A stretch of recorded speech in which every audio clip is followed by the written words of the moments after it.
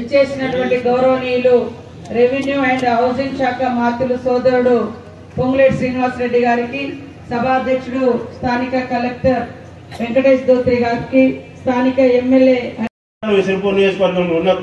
దయచేసి వేరే నియోజకవర్గంలాగా మమ్మల్ని చూడొద్దు. మాకు కేవలం 3,500 కాదు, మీరు ఈ రోజు వచ్చింది కాబట్టి అదనంగా ఇంకో 3,500 ఇల్లు కేటాయించమని పాలముఖ పాదావాదం చేసి అడుగుతా ఉన్నాం. అదేవిధంగా సీనన్న ఇంకొకటి ముందే మనము ఒక్కొక్క మండలాలను కూడా ఆదర్శ గ్రామాలను తీసుకుని 4 లబ్ధిదారులకు కూడా పథకాలను కూడా సంపూర్ణంగా ఇవ్వడం జరిగింది. ఆ మండలాలలో 3 మండలాలు అటవీ శాఖ పరిధిలో ఉన్నాయి. ముఖ్యంగా మాలిని గ్రామం, మేడిపల్లి, సుష్మీర్ గ్రామం. అయితే బేస్మెంట్ లెవెల్ వరకు కట్టిన తర్వాత అటవీ శాఖ అధికారులు మరి వాళ్ళని అడ్డుకుంటున్నారు, కట్టద్దని. దయచేసి మీ ద్వారా, ఎందుకంటే దశాబ్దాల నుంచి కూడా ఊర్లు ఉన్నాయి, నూతనంగా ఏర్పడేటువంటి గ్రామాలు కావాలి. ఇంకొకటి ఎగ్జిస్టింగ్ ఏదైతే ఇల్లు ఉన్నాయో ఆ ఇల్లును పడగొట్టి ఆ ఇంటి స్థానంలోనే వాళ్ళు ఇల్లు నిర్మించుకుంటున్నారు, కానీ ఉన్న ఇంటిలో పక్కన ఉన్నటువంటి ఖాళీ జాగాలు నిర్మించుకోవటం లేదు. అందుకోసం దయచేసి ఏదైతే దాన్ని దశాబ్దాలు, ఇప్పుడు సుష్మీర్ గ్రామం సుమారు 40 సంవత్సరాలు పైబడి ఉన్నటువంటి గ్రామం, ఆ గ్రామంలో కట్టే ఇల్లు వాళ్ళు ఉన్న ఇల్లు పడగొట్టుకుని ఇందిరమ్మ ఇల్లు వచ్చింది కదా అని సంతోషంతో ఉన్న ఇల్లు పడగొట్టుకుని ఇల్లు కట్టుకుంటే మరి దాన్ని కూడా ఫారెస్ట్ అధికారులు అడ్డుకుంటున్నారు. కాబట్టి దయచేసి దాని మీద కూడా మీరు స్పష్టమైన ఆదేశాలు అటవీ శాఖ అధికారులు ఇవ్వాలని వీళ్ళందరి తరఫున కూడా కోరుతా ఉన్నాను. ఇంకొకసారి మరి మా అనేక సమస్యలు ఉన్నాయి. ప్రతి ఇంటిలో కూడా ధరణి బాధితులు ఉన్నారు. ఈ రోజున ఇక్కడ ఉన్న దాంట్లో సగానికంటే 10 మంది ధరణి బాధితులే.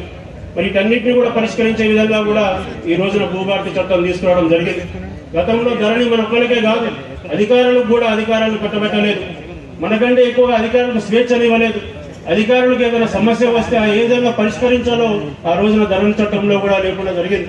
వీటన్నిటి వల్ల కూడా 5 సంవత్సరాలు మన అనేక సమస్యల మీద కూడా నిరీక్షించడం, చాలా సందర్భాల్లో కోర్టులకు ఎక్కడం, న్యాయవాదులకు ఫీజులు సమర్పించుకోవటం, పోలీసుల దగ్గరికి వెళ్ళటం, కేసులు పెట్టించుకోవటం, ఇవన్నీ కూడా చాలా మటుకు మనందరం కూడా బాధపడిన సంఘటన. ఈసారి మాత్రం ఎన్ని లేకోకుండా ఈ భూభారత చట్టంలో గతంలో ఏదైతే సాదా బైనామా విరాసత్లు ఎన్ని ఉన్నాయో వాటిని అన్నిటి కూడా పరిష్కరించే విధంగా కూడా ఈ భూభారత చట్టం పటిష్టమైన చట్టం తీసుకురావడం జరిగింది. అనేక సమస్యలు, సర్వేలు లేని కొరత. మరి ఈ రోజున నిన్ననే మరి గౌరవ మంత్రి వాళ్ళు, రెవెన్యూ శాఖ మంత్రి వాళ్ళు చెప్పారు 5,000 మందిని సర్వేలని కాంట్రాక్ట్ పద్ధతిలో నిర్మించుకుంటామని. ఇవన్నీ కూడా ఒక శుభ పరిమాణం. మనందరికీ తెలుసు. ముఖ్యంగా సీనానికి ఒకటే విజ్ఞప్తి అన్నా, ఈ మారుమూల ఉన్నటువంటి మా నియోజకవర్గం మొత్తం గ్రామీణ నియోజకవర్గం. ఇది కేవలం వ్యవసాయం మీద ఆధారపడే ఇక్కడ అందరూ కూడా ప్రజలు జీవనాధారం కొనసాగిస్తారు. కాబట్టి మాకు అనేక సమస్యలు ఉన్నాయి రైతాంగానికి. దాంట్లో ఉన్న ప్రధానమైన సమస్య పోడు భూముల సమస్య. గిరిజనులకు కొంతమందికి RFR పట్టాలు ఇచ్చినా కూడా ఫారెస్ట్ అధికారులు వారి దాంట్లో కూడా మరి ఎటువంటిగా ట్రాక్టర్లు కూడా పెట్టుకొని ఇవ్వటం లేదు. కేవలం పశువులను పెట్టుకునే వ్యవసాయం చేయమంటున్నారు. మరి ఈ రోజున మీరు కొన్ని ప్రధాన పేపర్లలో కూడా ప్రధాన వార్తలు చూడటం జరిగింది. తెలంగాణలో పశు సంపద కూడా తగ్గుతుందని కూడా మీరు ఈ రోజున పేపర్లో వచ్చింది. దయచేసి మీ ద్వారా నేను ఫారెస్ట్ అధికారులు కూడా విజ్ఞప్తి చేస్తాను. దయచేసి మరి ఏదైతే RFR పట్టాలు వచ్చినటువంటి అటవీ హక్కు పత్రాలు ఉన్నటువంటి రైతులు ఉన్నారో వాళ్ళకి దయచేసి ఆ మెషినరీ ద్వారా, ట్రాక్టర్ల ద్వారా వ్యవసాయం చేసుకున్నటువంటి వెసులుబాటు మీరు కల్పించాలని. అదేవిధంగా ఈ జిల్లాలో సుమారు 10,000 ఎకరాల అటవీ రెవెన్యూ శాఖ సమస్యలు కూడా ఉన్నాయి.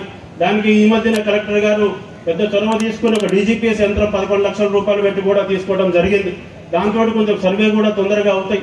దయచేసి ఈ సంవత్సరానికి సర్వే అయ్యే వరకు అటవీ శాఖ అధికారులు ఎవరు కూడా రైతులను ఇబ్బంది పెట్టొద్దని చెప్పి ఈ సంవత్సరం వ్యవసాయానికి అడ్డంగా అవుతుంది. ఎందుకంటే ఇప్పుడు మరి రైతులందరూ కూడా పత్తి కట్టలు తీసుకునే సమయం ఇప్పుడు కనుక ఫారెస్ట్ అధికారులు కనుక మరి వారిని అడ్డుకుంటే మరి రాబోయే రోజుల్లో మరి అది కొంచెం ప్రజల్లో కూడా కొంచెం తీవ్ర వ్యతిరేకత వస్తుంది. ఎందుకంటే అది జీవనాధారం. అది ఒకటే 55% అటవీ భూమి ఉన్నటువంటి జిల్లాలో రైతులు మరి వ్యవసాయం చేసుకుంటూ, ఎందుకంటే జనాభా పెరుగుతున్నది, కుటుంబాలు పెద్దగా అవుతున్నాయి, మరి ఉన్న భూములు సరిపోవటం లేదు.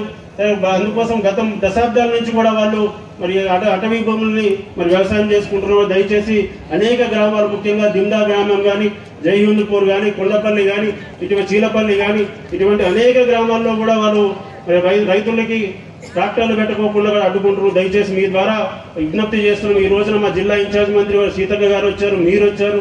దయచేసి మీరిద్దరు కూడా అటవీ శాఖ అధికారులని ఈ సంవత్సరం సర్వేలు అయ్యే వరకు కూడా రైతులు ఇబ్బంది పెట్టొద్దని స్పష్టమైన ఆదేశాలు ఇస్తారని కూడా నేను విశ్వసిస్తా ఉన్నాను.